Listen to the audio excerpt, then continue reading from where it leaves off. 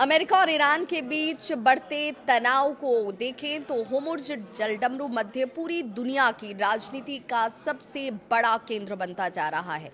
नमस्कार, मैं आपके साथ वैभव उपाध्याय और आप देख रहे हैं न्यूज़ 18 बिहार झारखंड का डिजिटल प्लेटफॉर्म। अमेरिकी राष्ट्रपति डोनाल्ड ट्रंप दावा कर रहे हैं कि इस अहम समुद्री रास्ते को खुला रखने के लिए करीब 7 देशों से उनकी बातचीत जारी है।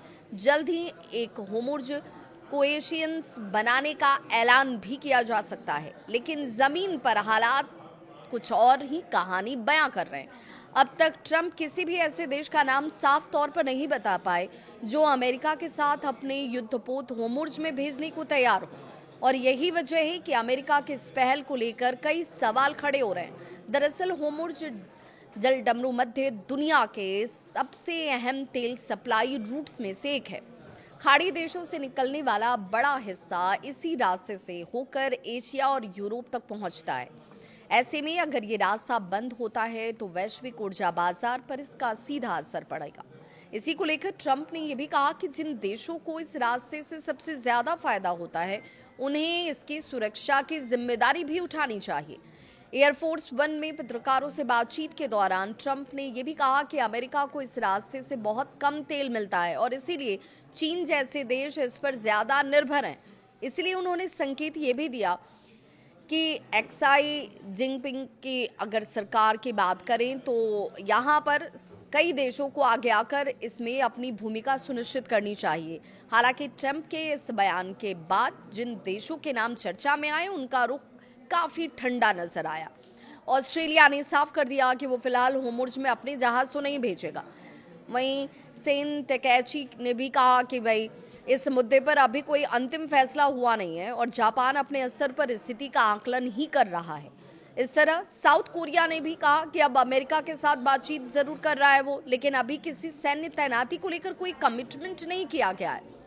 वहीं यूनाइटेड किंगडम की बात करें तो केवल राजनयिक बातचीत की बात सामने आई, खुले तौर पर सैन्य सहयोग का वादा नहीं किया गया। इन प्रतिक्रियाओं से ये तो साफ संकेत मिलता है कि अमेरिका को इस मुद्दे पर व्यापक अंतर्राष्ट्रीय समर्थन मिलना इतना आसान नहीं होगा। शायद यही वजह है कि अब ट्रंप का लहजा भी कड़ा होता हुआ दिखा। रिपोर्ट्स कहती है कि ट्रंप ने नेटो को भी चेतावनी दे दी और अगर सहयोगी देश होर्मुज़ जलडमरू मध्य को खुला रखने में मदद नहीं करेंगे तो इसका असर नाटो के भविष्य पर पड़ सकता है। इतना ही नहीं, चीन को लेकर जो बयान आया उसे भी समझिए। ट्रंप ने चीन को भी अप्रत्यक्ष रूप से संदेश दिया। उन्होंने संकेत दिया कि अगर बीजिंग का रुख साफ नहीं होता है तो वो एक्साई जिनपिंग के साथ प्रस्तावित शिखर बैठक को भी टाल सकते हैं। कुल मिलाकर होर्मुज़ को लेकर अमेरिका की रणनीति अभी भी अनिश्चितताओं से घिरी हुई है। एक तरफ ट्रंप अंतर्राष्ट्रीय गठबंधन बनाने की बातचीत कर रहे हैं तो वहीं दूसरी तरफ कई बड़े देश इस विवाद से अपने आप को दूर रखना चाहते हैं ताकि उसका असर उनके देश पर तो कम से कम इस वक्त ना पड़े। ऐसे में सवाल यही है कि क्या अमेरिका सच में होर्मुज़ कोएशियंस बना पाएगा या फिर इस मुद्दे पर वो कूटनीतिक तौर पर अकेला ही रह जाएगा।